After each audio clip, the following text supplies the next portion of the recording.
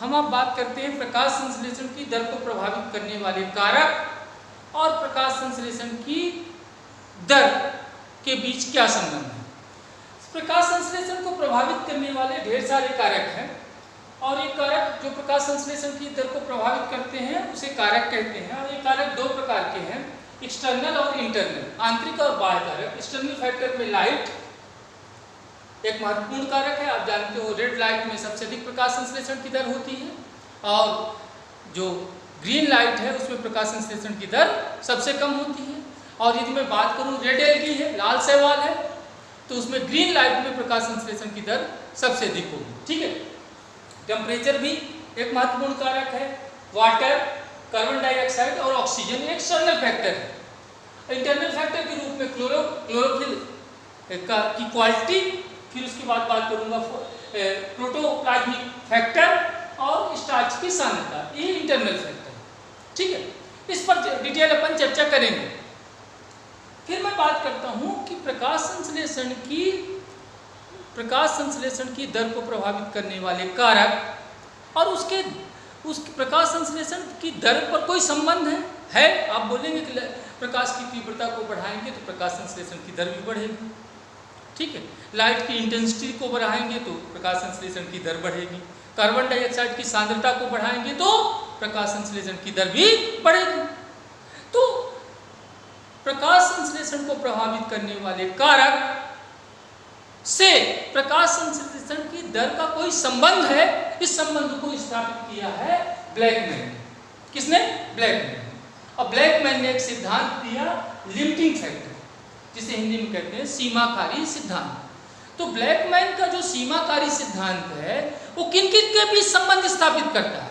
वो दो संबंधों की बात करता है कि प्रकाश संश्लेषण की दर को प्रभावित करने वाले कारक और फोटोसिंथेसिस रेट, उसकी कारक का प्रकाश संश्लेषण की दर के बीच क्या संबंध है, इस संबंध को स्थापित किया है ब्लैकमैन ने। कौन सा दिया? Limiting factor. ठीक है, ब्लैकमैन के लिमिटिंग फैक्टर के पहले एक वैज्ञानिक हुए लिविंग ने सबसे पहले दिया था लॉ ऑफ मिनिमम या न्यूनता का नियम। और इसी न्यूनता के नियम को 1905 में ब्लैकमैन ने एक विस्तार दिया और नाम दिया सीमाकारी सिद्धांत। ठीक है, क्लियर ना?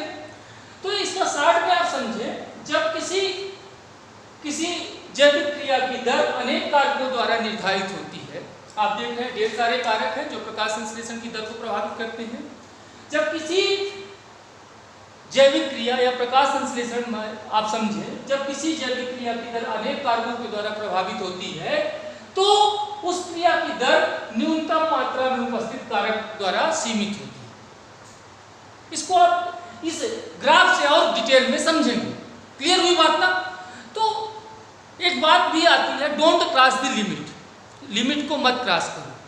ठीक है, और आपको यहाँ पर स्पष्ट समझ में आ जाएगी बात। ठीक है, अब देखें इस ग्राफ में इस तरफ आपको रेट ऑफ फोटोसिंथेसिस है और इस तरफ आपको कारक और रेट ऑफ फोटोसिंथेसिस के बीच संबंध है। ठीक है, मान लीजिए एक कोई पौधा है, समझना ध्यान से बात को, कोई एक प्लांट्स है, उसकी कोई एक पत्ती है जिसको 1 घंटे में 5 मिलीग्राम कार्बन डाइऑक्साइड चाहिए। कितना चाहिए? 5 milligram carbon dioxide. 5 milligram carbon dioxide उस पत्ती को मिलेगी तो वह पत्ती मैक्सिमम फोटोसिंथेसिस उस पत्ती में होगा। और मान लीजिए 5 ग्राम से कम कार्बन डाइऑक्साइड वायुमंडल में है तो उस पत्ती के द्वारा या उस पौधे के द्वारा प्रकाश संश्लेषण कम मात्रा में होगा। और यदि मान लीजिए कार्बन डाइऑक्साइड की मात्रा 5 मिलीग्राम से अधिक कर दिया जाए तो तब भी देखा गया प्रकाश संश्लेषण की दर में कोई प्रभाव नहीं पड़ा। इसको देखें, समझें।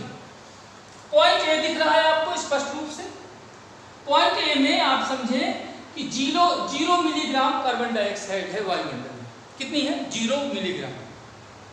प्रकाश संश्लेषण की दर 0 है। फिर आप देखें, आप ए से बी तक देखें। ए से बी तक यहाँ कार्बन डाइऑक्साइड लिखा है तो आप देखिए, समझना बात को। हमने कार्बन डाइऑक्साइड की मात्रा 1 मिलीग्राम किया फिर कार्बन डाइऑक्साइड की मात्रा 2 मिलीग्राम किया, फिर 3 मिलीग्राम किया, फिर 4 मिलीग्राम किया और बी पॉइंट पर हमने 5 मिलीग्राम कार्बन डाइऑक्साइड प्रति घंटे उस पौधे को दिया। देखिए आप, एक ही पौधा था, उसको मैं क्या ब्लैकमैन क्या कर रहा है, समझे बात को, कि कार्बन डाइऑक्साइड की सांद्रता पहले 1 मिलीग्राम दिया 1 घंटे में, फिर 2 मिलीग्राम दिया, फिर 3 मिलीग्राम, 4 मिलीग्राम और 5 मिलीग्राम। तो आपने देखा कि रेट ऑफ फोटोसिंथेसिस भी बढ़ रही, ऐसे मिलाएंगे आपको रेट ऑफ फोटोसिंथेसिस भी बढ़ रही।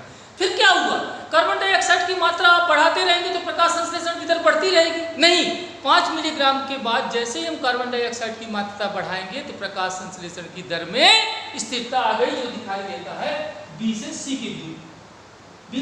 बी से सी का बिंदु क्या दिखाई देता है, ये लाइन क्या दिखाई देती है कि हम कार्बन डाइऑक्साइड की मात्रा तो बढ़ा रहे हैं लेकिन प्रकाश संश्लेषण की दर में स्थिरता आ गई।